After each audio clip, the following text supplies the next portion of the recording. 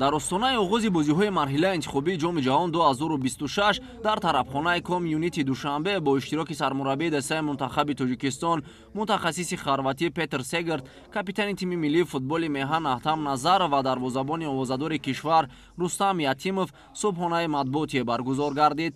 дар нишасти матбуотӣ намояндагони васоити ахбори омма, блогерон ва дӯстдорони футболи кишвар низ иштирок варзида ба саволҳои худ посух гирифтанд. дар оғози нишаст сармураббии мунтахаби футболи кишвар Петр Сегерт дар бораи омодагии даста ва интихоби ҳайат ба бозии аввали марҳилаи дуюми интихобии ҷоми ҷаҳон 2026 ибрози назар кард.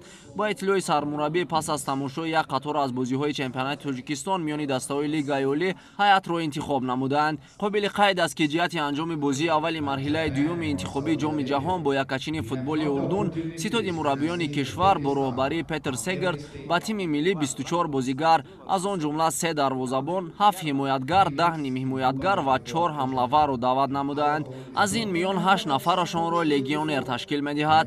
зимни нишаст миёни намояндагони васоити ахбори омма бо сармураббӣ ва бозигарони тими миллӣ табодули афкор сурат гирифт. ба саволи он ки чаро ба мунтахаби кишвар 9 нафар аз дастаи Истиқлол ва аз 9 дастаи боқимондаи Лигаи Олӣ танҳо 4 нафар ба мунтахаби кишвар даъват гардиданд, Петр Сегерт чунин гуфт: бо эҳтироми зиёд ба тамоми бозигарони дигар, воқеан ҳам тими Истиқлол беҳтаринҳои футболи тоҷикро дар як даста гирди ҳам овардааст. ҳунарнамоии ин тим дар Лигаи Олӣ ва Лигаи қаҳрамонҳои Осиё худ далели гуфтаҳои болост. ба иқрори капитани тими миллии Тоҷикистон Аҳтам Назаров, ҳадаф танҳо дар марҳилаи интихобӣ иштирок кардан нест. мо тамоми талоши хешро ба харҷ медиҳем, то дар баробари рақибони пурқуввати хеш бозии арзанда нишон дода ба марҳилаи сеюми мундиал бароем.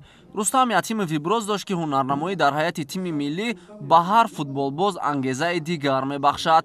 лозим ба ёдоварист ки дар марҳилаи дуюми интихобии ҷоми ҷаҳон 2026 яккачини футболи Тоҷикистон дар гурӯҳи Ҷ бо мунтахабҳои Урдун, Арабистони Саудӣ ва Покистон бозӣ мекунад.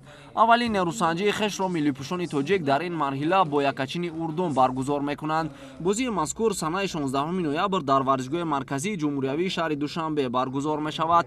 тими миллии футболи Тоҷикистон омодагии хешро барои баргузории бозии мазкур аз рӯзи 10 ноябр оғоз хоҳад кард.